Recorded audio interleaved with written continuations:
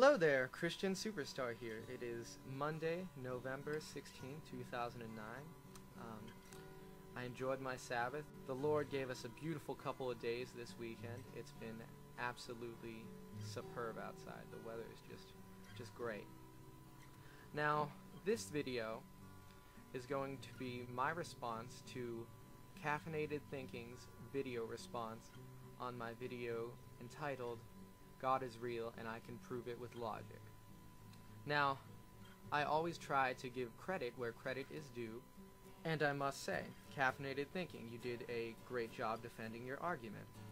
You were probably the first YouTube user to respond to any of my videos with a logical, well thought out point of view that they actually had a proper citation for, and so on and so forth. I was extremely thrilled to see your response video. It's what I'd been hoping for when I started a YouTube account. And up until that point, it seems like people were just out to call names, and so on and so forth. So with that being said, I often feel like other people think that just because I'm a Christian, I'm incapable of making mistakes. That because I follow the good book and God, I'm infallible. And that's just, it's not true. God created every single man and woman on the earth completely equal. And it's part of being human that we can all make mistakes and have the wrong ideas about things. And I think that's kind of evident here. I would like to apologize for all the holes in the ontological argument that I overlooked and didn't see. But Caffeinated Thinking, you really made me understand it, and thank you. But I don't think that the argument over whether or not a God exists is over yet. I think it could go on. That was one argument for it, but there are several out there. So I would like to ask a couple of questions, and I would be thrilled to have responses on these questions posted in either comments or video comments. First of all, I would like to create a situation. Let's say I have an apple sitting on the corner of a table. That apple is filled with potential energy. It has the potential to move and just exert that energy. But without an outside force acting on it, none of that energy will ever be used. You could give it that energy by pushing it off the table, it would fall, or picking it up, eating it, it would be converted into energy for your body. But just sitting on the table without an outside force, it's not exerting any of that energy. It's that it takes energy to get energy started and to continue energy.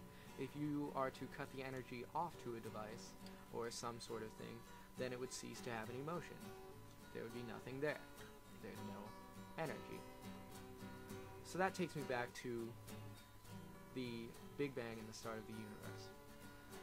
Before the cosmic expansion that is the Big Bang, supposedly, I've seen videos and researched a little bit about it, there was a cloud of a strange material, I guess, that supposedly humans can't really comprehend without extensive study, that not only had everything in the universe, but it was also nothing. So it was a nothingness that's really everything, which kind of confused me in the first place, and goes along with some of my ideas about confusing people into beliefs. But supposedly, this nothing apparently had a ton of potential energy. The energy to be everything in the universe, what we see today. It's all leftover energy. Energy and matter can neither be created nor destroyed, but they are interchangeable. You can change energy into matter and vice versa, but you can't destroy either of them completely. So therefore, it was all this energy. It had all this potential energy, just like the apple sitting on the corner of our table. Now, with that being said, what was the force that caused this expansion? What turned its potential energy into kinetic energy and actually set things into motion? It had to have some sort of intervention to really to set things forward. It had to have some sort of intervention to set things forward. I believe that that intervention was God. I believe God set forth the creation of the universe. Even if the Big Bang did exist, a God is still necessary in explaining how it all happened. And I would like to hear all of your responses to this. I'd like to hear text comments. I'd like to hear video comments. I want to really see what you have to say. So please rate, subscribe, comment, and thank you very much. God bless you.